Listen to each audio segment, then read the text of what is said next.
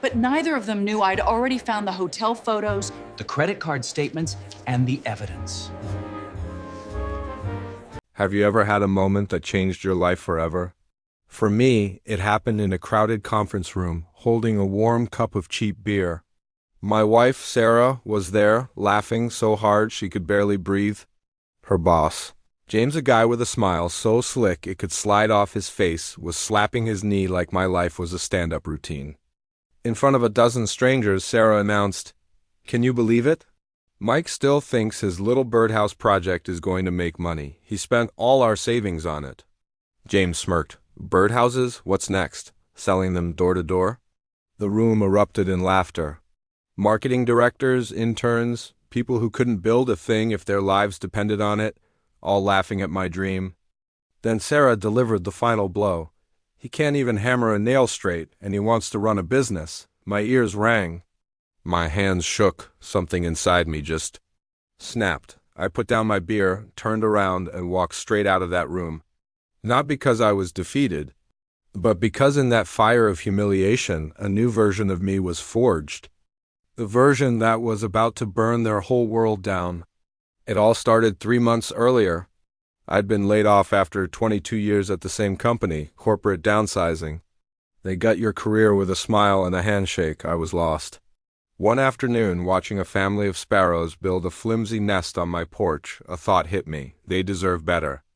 That's when I told Sarah, "Honey, I think I want to build birdhouses." She didn't even look up from her magazine. "That's nice, dear. Very retirement home of you." I ignored the sting.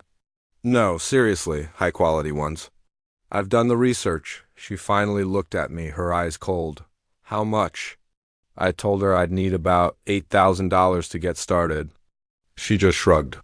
"Whatever makes you happy." I should have seen the catch in her voice, but I was too excited. I poured my heart and soul into it. I converted our garage into a workshop, studied woodworking, and obsessed over every detail. My first birdhouse was a masterpiece of solid cedar, with perfect joints and even a removable floor for cleaning. I showed it to Sarah, beaming with pride. "Cute," she said. "Very rustic," another compliment that felt like a knife, but I kept going. I made more, each one better than the last. Then came the farmer's market. I sold 12 birdhouses in one day and made $430 in cash. I was flying. I rushed home to tell Sarah, and her response was the same flat. "That's nice, honey." As my small business grew, Sarah drifted away. She started working late. Her phone was always face down, and she wore new clothes, new perfume. It was always, "James needs me for a project." The day I landed a huge order for 50 birdhouses from a local garden center, I came home bursting with the news. She barely even looked at me. "That's wonderful, honey," she mumbled, checking her lipstick in the mirror. The night it all shattered, she was in the shower. Her phone kept buzzing on the counter. I worried it was her sick mother, so I glanced at the screen. It wasn't her mom. It was James. The messages read, "Can't wait to see you tomorrow night. Room 247. And then, "Tell Mike you're working late again. We need to celebrate our success." My world just caved in. She was cheating on me, and they weren't even trying to hide it. The next day I hired a private investigator. What he found was worse than I could have ever imagined. He handed me a folder. Photos of Sarah and James kissing, entering a hotel, Sarah handing him envelopes of cash. Then the pie looked me in the eye and said, "James isn't her boss. He's not even employed by her company. He's a con man." He showed me bank statements. Sarah had given this guy thousands of dollars and had just applied for a $50,000 home equity loan. She wasn't just cheating. She was bankrupting us for a criminal. That night, surrounded by the beautiful things I had built with my own 2 hands, I made a decision.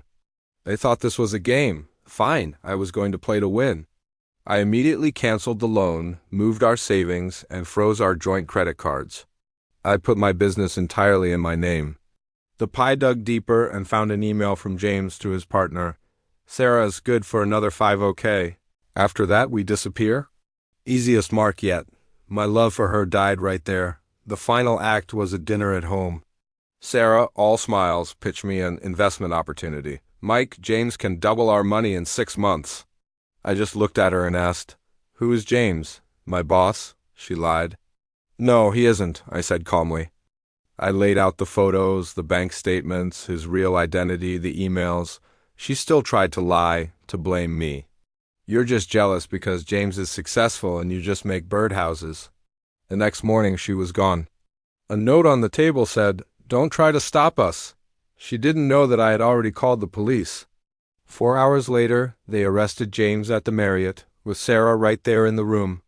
The last thing she heard before they took him away was James screaming at her, "You're the dumbest Mark I've ever had." Sarah was charged as an accessory and got 6 months in jail. James got 5 years. Her lawyer tried to get half of my business in the divorce.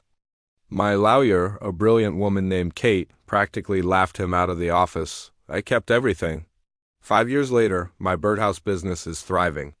I have a 2,000 square foot workshop and 3 employees. And Kate, I married her. We're expecting our first child. As for Sarah, she's out, remarried to a tire store manager, still paying off her debts.